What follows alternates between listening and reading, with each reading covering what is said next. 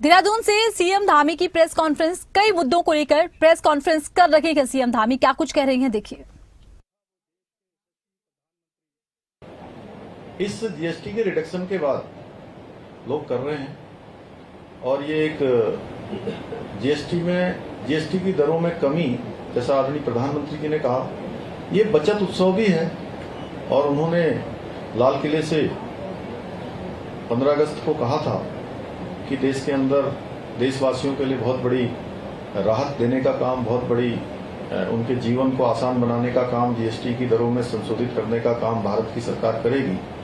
उन्होंने दीपावली से पहले कहा था, लेकिन दीपावली से उन्होंने काफी पहले, नवरात्र के पहले दिन ही ये लागू कर दिया।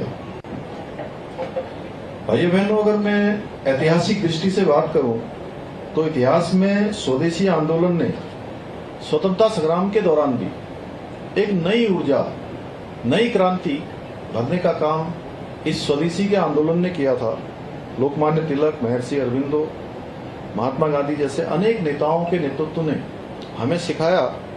ये दिखाता है कि स्वदेशी जो आंदोलन है वो राष्ट्र निर्माण का भी आधार है।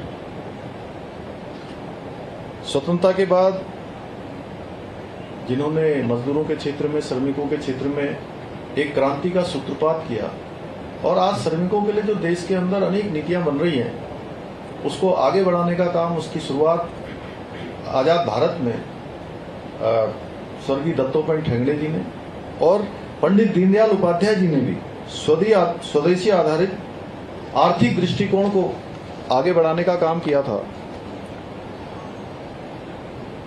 माननीय प्रधानमंत्री श्री नरेंद्र मोदी जी ने आत्मनिर्भर भारत का आह्वान किया। Vocal for local, make in India जैसे अनेक अभियान प्रारंभ किए।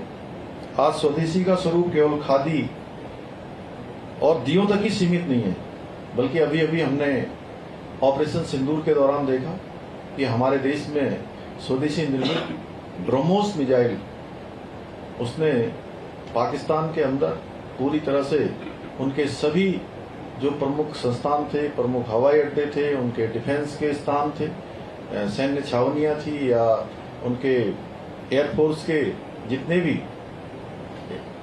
बड़े स्थान थे, उन सभी को पूरी तरह से ध्वस्त किया।